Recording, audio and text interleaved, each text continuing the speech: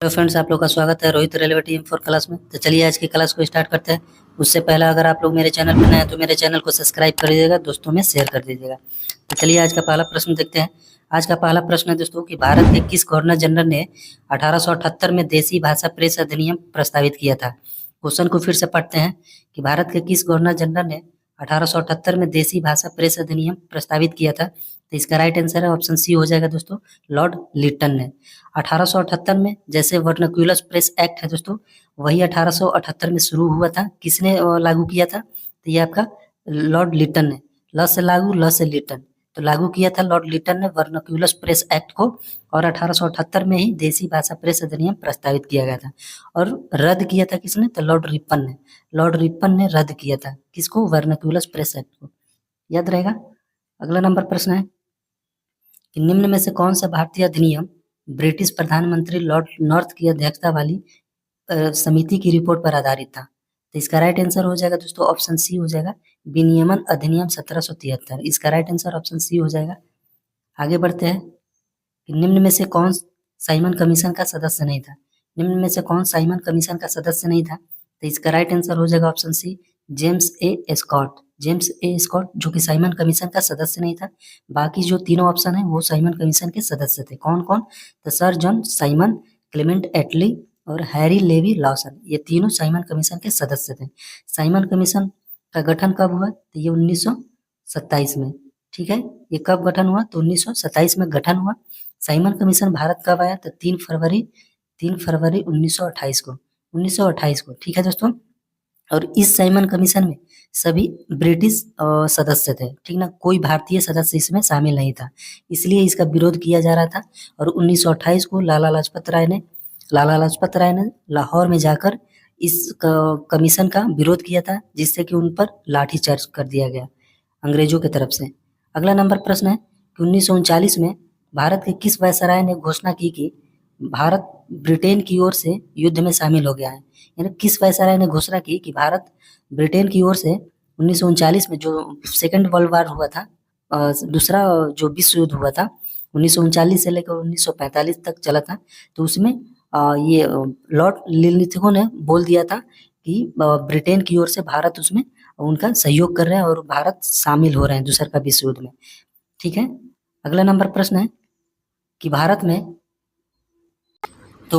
में east India company से संबंधित मामलों को नियंत्रित एवं विनियमित करने हेतु ब्रिटिश सरकार द्वारा पारित प्रथम अधिनियम कौन सा था? तो इसका राइट आंसर है ऑप्शन बी हो जाएगा, विनियमन अधिनियम 1773।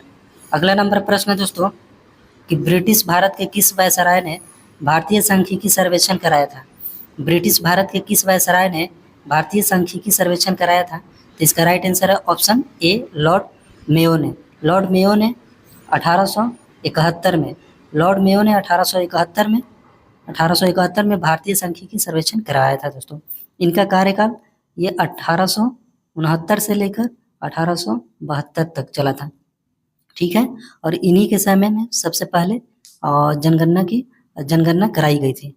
अगला नंबर प्रश्न है दोस्तों कि भारत में सांप्रदायिक निर्वाचन के जनक किसे कहा जाता है। भारत में सांप्रदायिक निर्वाचन के जनक किसे कहा जाता है? तो इसका राइट आंसर है ऑप्शन सी, लॉर्ड मिंटो द्वितीय। लॉर्ड मिंटो द्वितीय को भारत में सांप्रदायिक निर्वाचन के जनक कहा जाता है।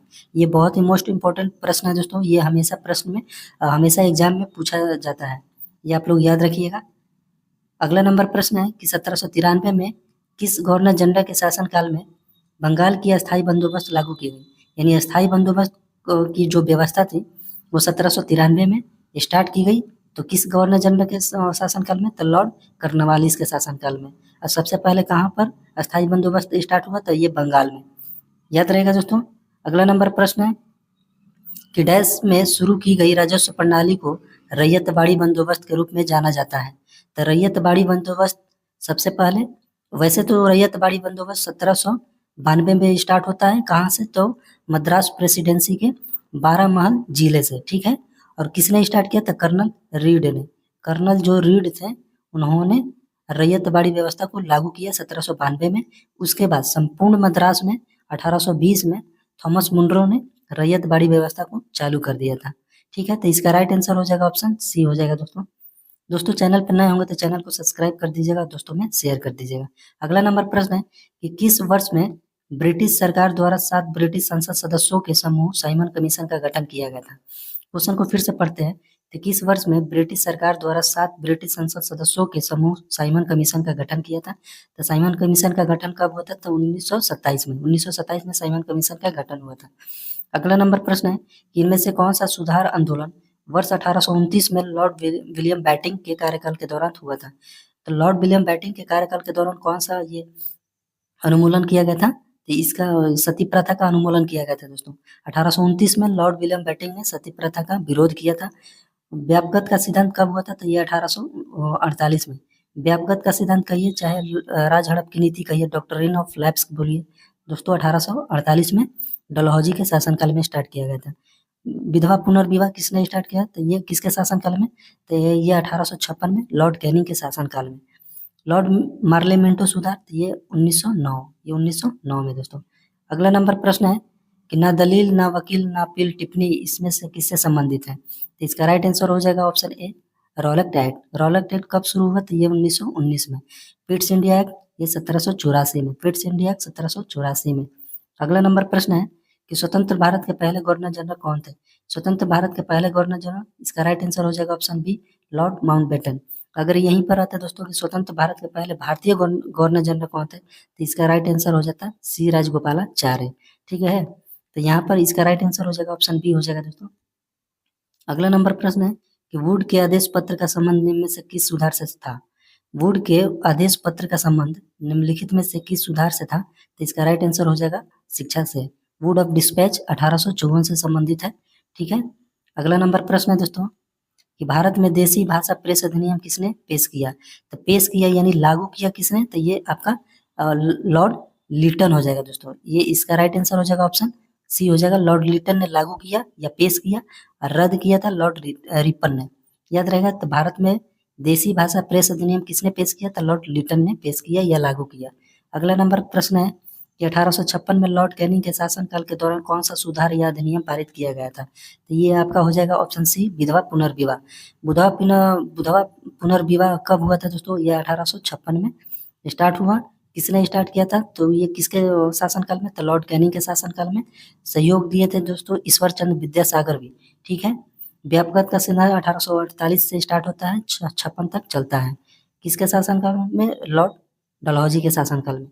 सती प्रथा का प्रतिषेध या अनुमूलन, ये लॉर्ड विलियम बैटिंग के शासनकाल में। पार्लियामेंट्री सुधार 1909 में। अगला नंबर प्रश्न है कि सर विलियम जोन्स ने एशियाटिक सोसाइटी ऑफ बंगाल की स्थापना किस वर्ष में की थी? सर विलियम जोन्स ने एशियाटिक सोसाइटी ऑफ बंगाल की स्थापना किस वर्ष की थी? तो इसका राइट आंसर हो जाएगा ऑप्शन सी, 1784 में। अगला नंबर प्रश्न है कि इनमें से किसे ब्रिटिश भारत में लोक सेवाओं का जनक माना जाता है?